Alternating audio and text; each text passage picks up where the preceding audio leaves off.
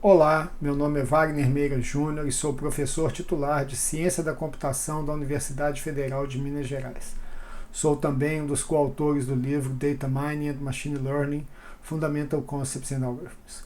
Hoje nós vamos continuar discutindo aqui sobre algoritmos para agrupamentos, em particular o problema de agrupamento hierárquico. Bom, vamos primeiro entender o que significa o agrupamento hierárquico.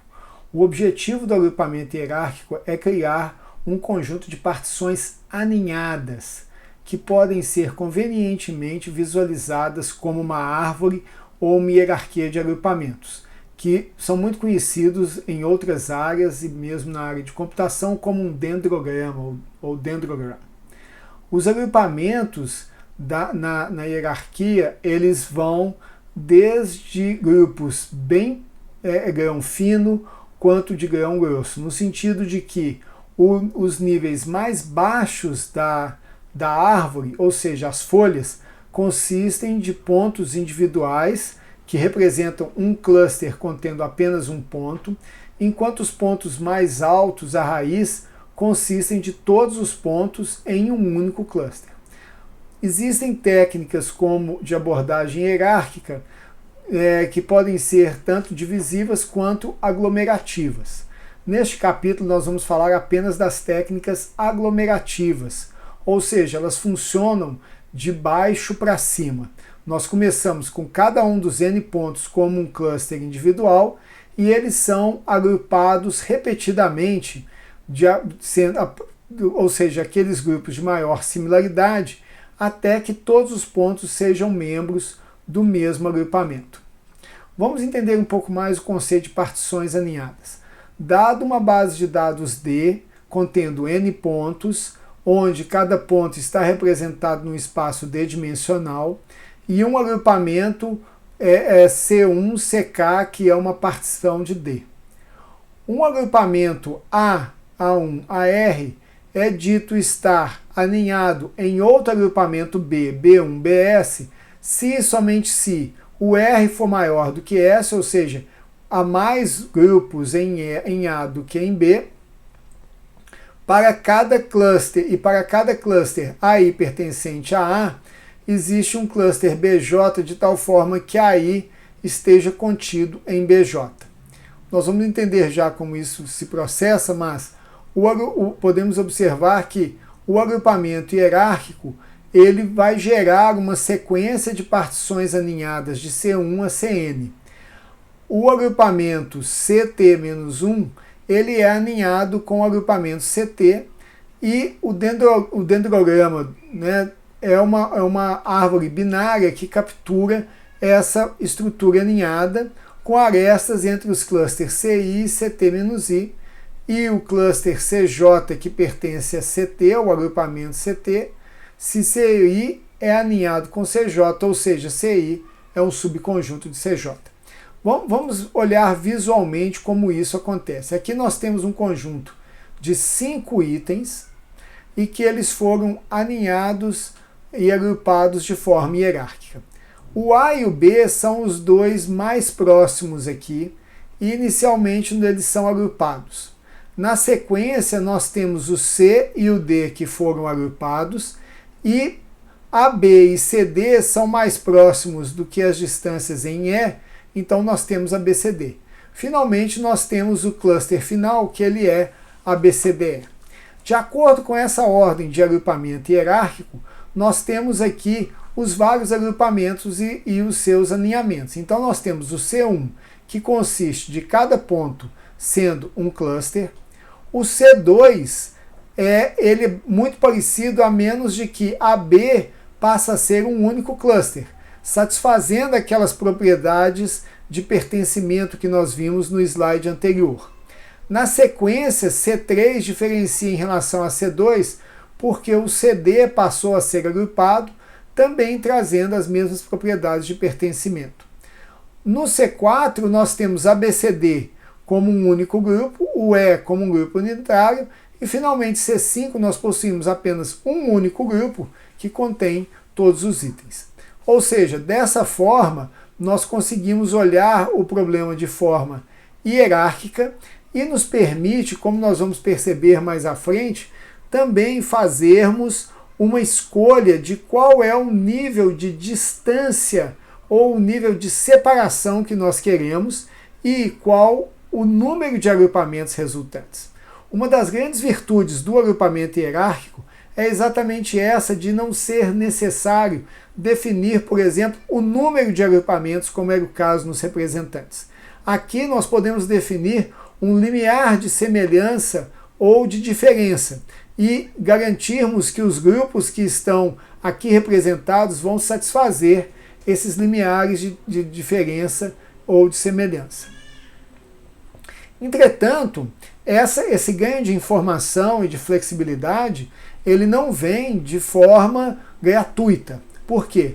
Porque o número total de dendrogramas diferentes que nós podemos ter com N folhas, ele é dado por essa expressão aqui, que resolvida ela é 2n-3 duplo fatorial.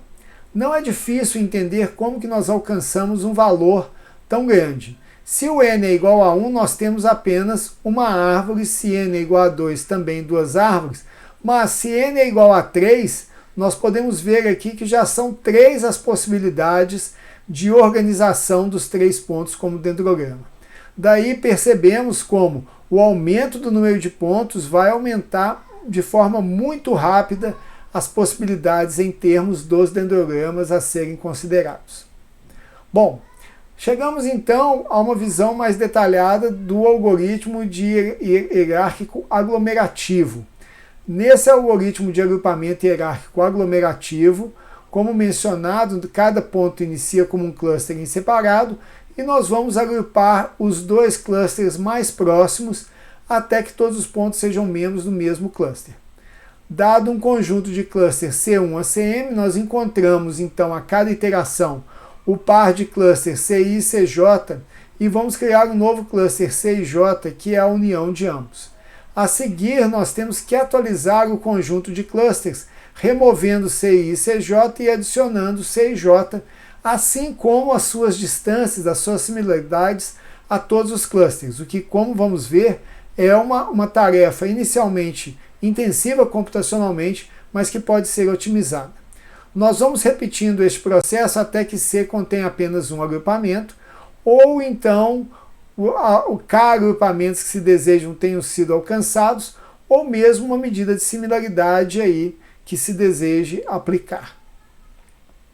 Aqui nós temos então o algoritmo de agrupamento aglomerativo, inicializamos com N clusters, calculamos a distância entre cada par de clusters, no caso, cada par de pontos, e iniciamos o processo de agrupamento, ou seja, inicialmente detectamos qual é o par de clusters mais próximo, que é o que? Avaliando essa matriz delta, nós vamos encontrar qual que é a menor distância entre 2xi e xj diferentes. A partir dessa determinação, nós definimos um novo cluster, que é o CIJ, que vai passar a representar para fins da aglomeração o CI e o CJ. Atualizamos aqui o valor de C, removendo CI e CJ e acrescentando o novo CIJ, e atualizamos a matriz de distância θ para refletir um novo agrupamento. Olhando em perspectiva o custo desse algoritmo, essa atualização da matriz de distância θ, ela é sem dúvida nenhuma a parte mais custosa do algoritmo, tá? Mas como nós vamos ver, é possível realizar isso de forma mais eficiente. Bom, como eu mencionei anteriormente, quando nós falamos de agrupamento, uma das questões mais fundamentais é o que nós utilizamos como medida de similaridade. O agrupamento hierárquico, ele permite uma outra riqueza em relação aos demais agrupamentos, no sentido de que a medida de similaridade ela pode expressar muito qual é a característica semântica que nos interessa nesse processo. Então, antes de olharmos as várias medidas ou algumas das principais medidas de agrupamento hierárquico, vamos relembrar aqui que uma distância típica entre 2 pontos é a distância euclidiana ou norma L2 entre x e y, ou seja, é a soma dos quadrados das diferenças, ou melhor, é a raiz quadrada da soma dos quadrados das diferenças entre os pontos para os quais se deseja determinar a norma. Bom, a partir dessa noção básica de distância entre os pontos e dois clusters CI e CJ não necessariamente unitários, nós temos várias medidas que são propostas na literatura, cada uma delas com uma semântica diferente.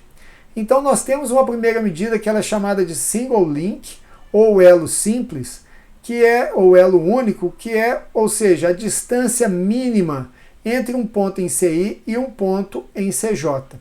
Ou seja, dados dois clusters CI e CJ, a distância entre eles vai ser a menor distância entre pontos que cada um deles pertence a um cluster. Poderíamos avaliar isso como uma estratégia de melhor caso. Nós não estamos interessados em achar o pior caso, mas sim o melhor caso nos satisfaz, e aí nós utilizaríamos essa métrica de elo único. Em contraponto ao elo único, nós temos o elo completo. O elo completo ele vai exatamente olhar o quê? A maior distância entre pontos dos dois agrupamentos. Essa maior distância, ela representa sim o pior caso. E notem que a partir do momento que dois agrupamentos, considerando a maior distância entre eles, são agrupados, são colocados juntos, isso garante que para todos os pontos, os pares de pontos, onde cada ponto pertence a um agrupamento CI e o outro pertence ao agrupamento CJ, a distância entre eles sempre vai ser menor do que essa distância adotada pelo link, pelo elo completo. É exatamente o oposto do que a gente pode esperar pelo elo simples. Mas esses dois casos são casos extremos. Pode ser, por exemplo, que nós estejamos interessados no comportamento médio dos clusters resultantes. E aí, nesse caso, nós temos algumas outras medidas, a primeira das quais é a chamada média dos grupos. Ou seja, você vai pegar cada par de pontos dos dois clusters a serem agregados e você vai calcular a norma entre eles. E vai somar todas essas normas entre pares de pontos e tirar a média entre esses valores. É exatamente o que nós fazemos aqui na fórmula apresentada. Tá? NI é o número de pontos no cluster I, NJ é o número de pontos no cluster J, NI vezes NJ é o número de normas que são somadas aqui e cuja média vai ser atribuída como a medida de similaridade entre CI e CJ. Nesse caso, nós estamos capturando o comportamento médio dos pontos, né? E notem a preocupação com agrupamentos que tenham tamanhos, que tenham um número de pontos diferentes, e isso tem que ser compensado até certo ponto no processo aqui de cálculo da média. Duas outras medidas bastante populares são a distância média, que é a distância entre os centroides. Tá? Então notem que a distância média ela tem uma característica aqui que ela abstrai o tamanho dos agrupamentos. Então quando nós olhamos a média do grupo e a distância média, se os agrupamentos são do mesmo tamanho, o CI e o CJ, elas são idênticas. Entretanto, se os agrupamentos não são do mesmo tamanho, elas podem ser significativamente diferentes. Por quê? Porque a distância média ela vai simplesmente calcular a distância dos centroides, que é um processo muito mais eficiente, ainda mais se os centroides já estiverem calculados. E quando nós calculamos isso, nós podemos ter um cluster I muito maior do que o cluster J, mas isso não vai afetar a média dos grupos que são considerados aqui. Finalmente, nós temos aqui uma medida que é a variância mínima, ou método de Ward, que ele leva em consideração a soma dos erros quadráticos. Tá? Ou seja, quando dois agrupamentos são agregados, o SSE para o cluster e o SSE para o cluster CI, ele é dado, como visto anteriormente. Nós temos aqui que a distância de CI e CJ ele passa a ser o delta, né, entre esse ganho aqui pelo agrupamento de CI e CJ, que pode ser expresso pelo erro quadrático médio de IJ menos o erro quadrático médio de SI, que é o que você já tinha para um e o que você já tinha para outro, onde o erro quadrático médio ele é o somatório das normas de cada ponto ao seu respectivo centroide. Uma vez simplificado, nós temos aqui que a distância entre CI e CJ pelo método da variância, ela é a mesma distância, ou uma distância muito parecida com a distância de média dos agrupamentos, mas devidamente ponderado pelo valor da distância média, que também vai levar em consideração os tamanhos dos agrupamentos que estão aqui colocados numa lógica da média harmônica invertida dos tamanhos dos dois agrupamentos, e nós vamos discutir isso um pouco mais em breve. Bom, aqui nós temos um exemplo, né, que ele detalha como que aconteceu. Nós começamos aqui com essa matriz de distância entre A, B, C, D, E. Nós temos aqui marcado a distância entre A e B. Verificamos quais são as menores distâncias, A e B é a primeira distância. Chegamos a essa matriz onde AB passa a ter distâncias para C, D e E. Eles estão aqui. A gente não tinha mexido na distância entre C e D. C e D é o mais próximo, então ele gera o CD aqui. A partir disso, a gente passa a ter AB, CD e EE. E aí nós teremos então a distância entre AB e CD, que é a menor. Agrupamos em ABCD e finalmente nós temos a distância de ABCD para E, gerando o agrupamento em ABCDE.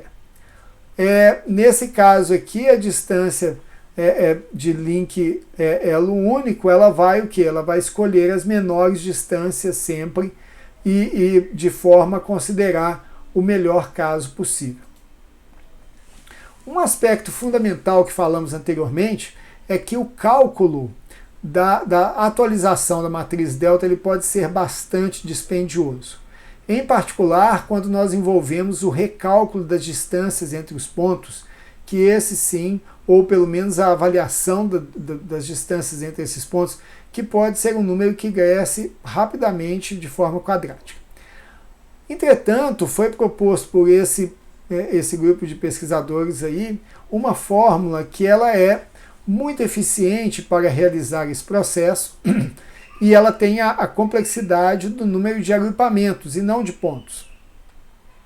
Então nós temos uma equação geral para recalcular as distâncias para todas as medidas de proximidade de clusters. Em particular, quando nós agregamos CI e CJ em um novo cluster CJ e nós temos um cluster existente CR, se nós aplicarmos o αi, a distância de CI-CR, mais αj multiplicado a distância de CJ-CR, mais beta multiplicado pela distância entre CI e CJ, mais gama multiplicado pelo módulo da diferença entre CI-CR e CJ-CR, nós conseguimos fazer isso.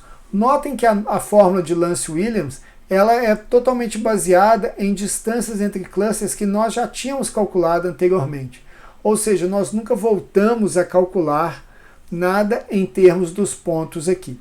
Entretanto, os coeficientes alfa, beta e gama, eles diferem entre as medidas de similaridade que nós falamos.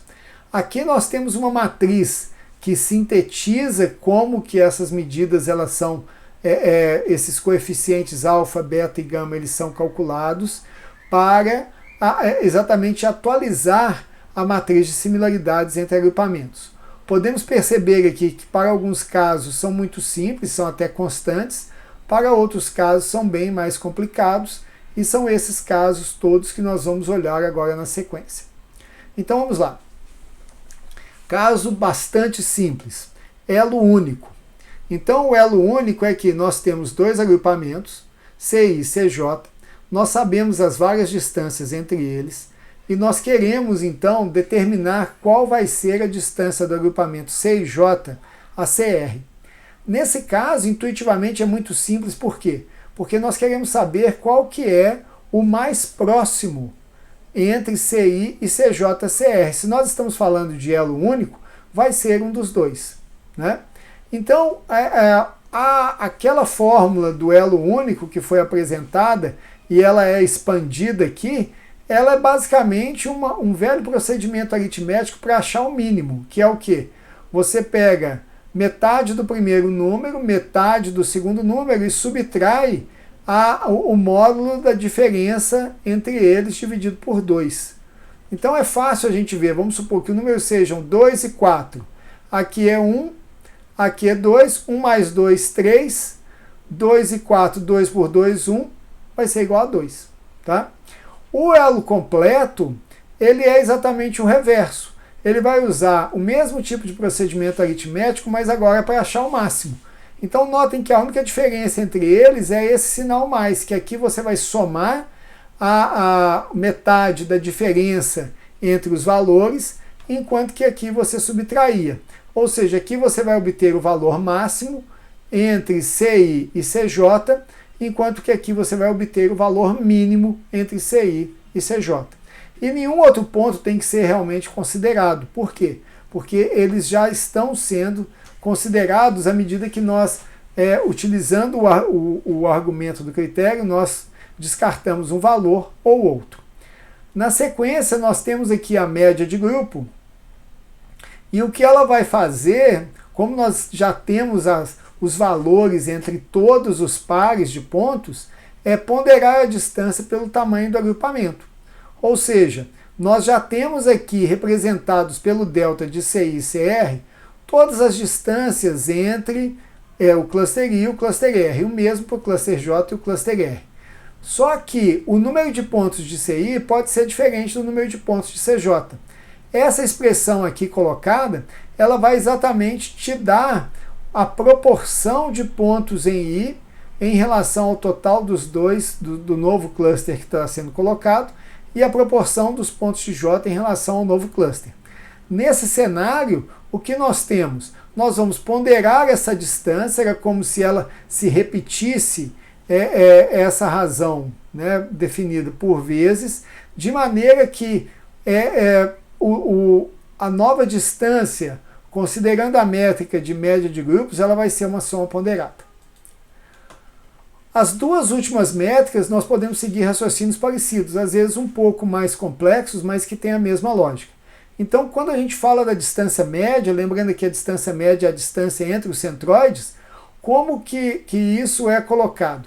Primeira coisa que a gente deve observar é que se nós estamos falando entre centroides e você vai agrupar os dois grupos a partir dos seus centroides, o centroide resultante em relação, para calcularmos a distância em relação a CR, ele vai estar na linha que une os dois centroides atuais. Dessa forma, a gente tem que determinar de alguma maneira qual que é o impacto em termos da posição nessa linha que o centroide vai estar. E uma vez que nós determinemos isso, por uma estratégia como que de triangulação, nós vamos determinar a nova distância desse centroide derivado ao centroide desejado.